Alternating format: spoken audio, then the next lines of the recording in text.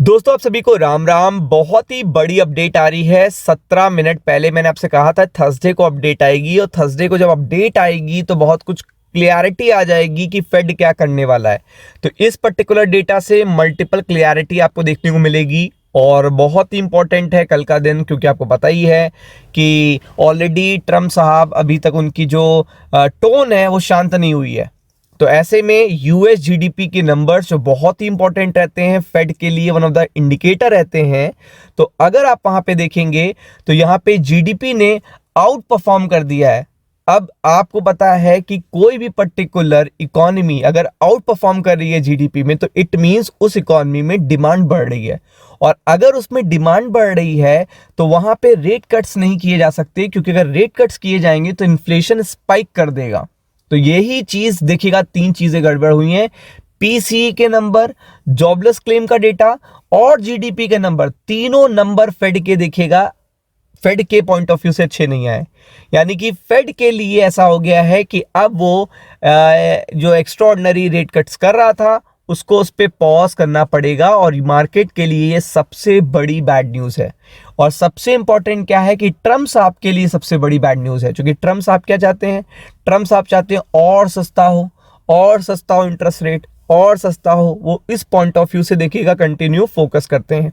तो आप देख सकते हो कि यूएस जीडीपी के नंबर्स अगर आउटशाइंस कर रहे हैं तो ये चीज़ देखिएगा इकोनॉमी के, देखिएगा रिकवरी को बता रहा है कि रिकवरी हो रही है।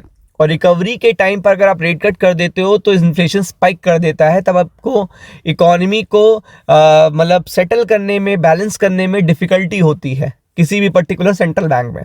तो वो चीज़ देखिएगा बहुत ही इंपॉर्टेंट है। और आप देख सकते हो डेटा क्योंकि अभी आया है तो इम्पैक्ट आपको पता है कल देखने को मिलेगा। और यहाँ पे फेड के पॉइंट ऑफ व्यू से, फेड ने तो इतना सोचा भी नहीं था। अभी ये इकॉनमी आपकी 3 के ऊपर नहीं जा पा रही थी, मतलब यूएस की जो जीडीपी के नंबर हैं ये 3 के ऊपर नहीं जा पा रहे थे। तो आप समझ लीजिए आप कि ये किस तरीके से परफॉर्म कर रही है। 4.4% आ चुकी है। और आप देख सकते हो यहाँ पे US economy has demonstrated stronger than expected performance. यही सबसे बड़ा पेन पॉइंट है। यही देखिएगा फेड के लिए सबसे कॉशियस और सबसे बोल्ड अलर्ट है, मतलब बोल्ड आपको स्टेटमेंट देखने को मिलेगा।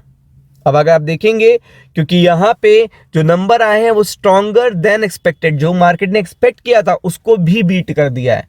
अब आप समझो कि बॉन्ड मार्केट के लिए कितनी प्लस पॉइंट है, मतलब बॉन्ड मार्केट के लिए कितनी प्लस अपडेट है।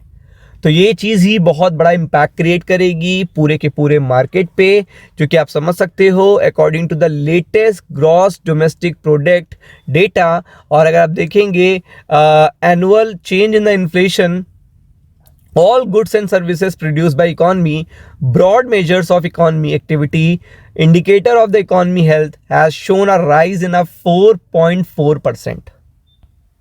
तो आप समझ सकते हैं कि जीडीपी के नंबर्स इतनी आउट परफॉर्म करेंगे ये नहीं सोचा गया था, क्योंकि ये माना जा रहा था कि अभी एक्सपेक्टेशन मार्केट की क्या थी आपको पता होनी चाहिए। मार्केट की एक्सपेक्टेशन ये थी कि ये 3.8 नंबर आए हैं। जैसे मैंने आपको दलाल स्ट्रीट का बताया था, मैंने मनी कंट्रोल की अपडेट आपको बताई थी कि जो इकोनॉमिस्ट थे उन्होंने एक्सपेक्ट किया था कि पिछले देखिएगा बार में ये आए थे 3.8%, तो इस बार 4% से देखिएगा यूएस की जीडीपी ग्रो हो सकती है, 4% से। अब आप देखिएगा जो करंट डेटा आया है वो कितना आया है, 4.4%। तो आप देख सकते हैं इस पे जो जंप आया है वो कितना है, 0.6% का। तो ये जो जंप है ये एक्स्ट्राऑर्डिनरी जंप है, और एक्स्ट्राऑर्डिनरी जंप कभी भी फेड को पसंद नहीं आता। इवन ये 4% भी आता तो भी फेड को ना पसंद आ रहा होता। ये जो एक्स्ट्राऑर्डिनरी आ गया ये तो कॉशियस अलर्ट आ गया, मतलब जो फेड के पॉलिसी मेकर हैं इस पे कहिए तो मल्टीपल स्टेटमेंट, मल्टीपल रिप्लाई आपको देखने को मिल जाएंगे। और जिस तरीके से इकॉनमी की सिचुएशन है, गोल्ड, सिल्वर और क्रूड ऑयल जिस तरीके से जंप कर रहे हैं, तो उन्हें और भी ज़्यादा अलर्ट रहना पड़ेगा, क्योंकि अनसर्टेनिटी इतनी ज़्यादा है जियोपॉलिटिकली, चाहे वो यूरोप हो, चाहे वो मिडिल ईस्ट हो, चाहे वो एशिया हो, हर जगह पे देखिएगा प्रॉब्लम देखने को मिल रही है।